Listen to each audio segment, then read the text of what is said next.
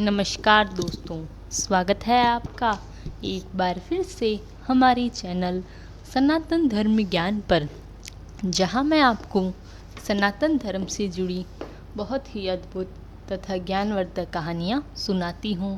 यह कहानियां आपके जीवन के लिए बहुत ही लाभदायक तथा ज्ञानवर्धक होती हैं। इन कहानियों को सुनने के बाद आपके मन में हो रही परेशानियों, चिंताओं इत्यादि सभी समस्याओं का समापन हो जाता है। आज मैं आपको श्री नीम करोली महाराज जी की चमत्कारों की ऐसी ही एक अद्भुत कहानी सुनाऊंगी। जब महाराज जी ने अपने जीवन काल के दौरान अपने अनन्य भक्तों को दर्शन दिए तथा उनके जीवन को सरल तथा सफल बना दिया। तो चलिए शुरू करते हैं। इससे पहले कि आप हमारी इस कहानी में खो जाएं, हमारे चैनल सनातन धर्म ज्ञान को सब्सक्राइब ज़रूर करें ताकि आने वाली न्यू वीडियो की नोटिफिकेशन आपको सबसे पहले प्राप्त हो जाए। आइए शुरू करते हैं। जय गुरुदेव। आप ही फंसाते और आप ही बचाते। पिथौरागढ़ निवासी ट्रक का चालक ललित मोहन प्रथम दर्शन में ही महाराज से इतना प्रभावित हुआ कि हमेशा के लिए उनका सेवक बन गया। वह बाबा के भूम्याधार आश्रम में रहने लगा और वहां से नित्य उनकी सेवा में कैंची आया करता था। एक दिन भवाली का दरोगा महाराज के दर्शन करने आया। बाबा उससे बोले, तू दरोगा बेकार है।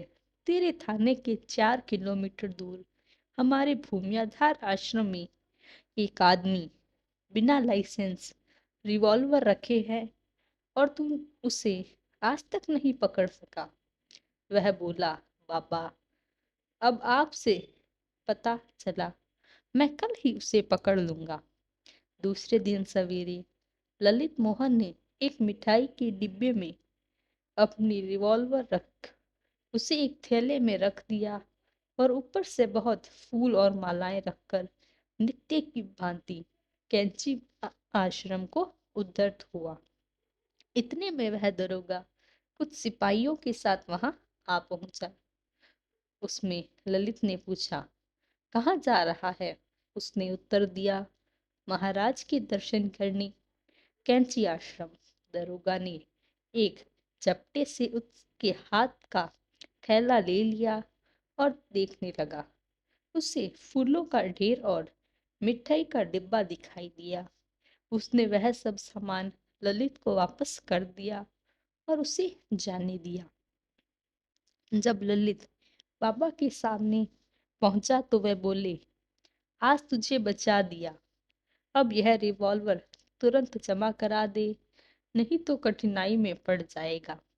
उसने महाराज की आज्ञा का पालन करते हुए 38 बोर की विदेशी रिवॉल्वर जमा करवा दी। अर्थात महाराज जी ने अपने भक्त को कुछ बुरे कार्य करने पर भी एक सद्मार्ग दिखा दिया, क्योंकि महाराज जी तो करुणामय हृदय के व्यक्ति हैं जो अपने किसी भी व्यक्ति को दुखी नहीं देख सकते। इसलिए वह हमें कुछ कठिनाइयां तो दिखाते हैं, किंतु उन कठिनाइयों के मार्ग से ही हम अपने सद्मार्ग की ओर प्रस्थान कर पाते हैं। महाराज जी की कृपा आप सभी पर बनी रहे, इसी कामना के साथ आपसे विदा लेते हैं। कल फिर मुलाकात होगी महाराज जी की ऐसी ही अद्भुत कथा के साथ। तब तक के लिए धन्यवाद। आपका दिन मंगलमय हो। जय गुरुदेव।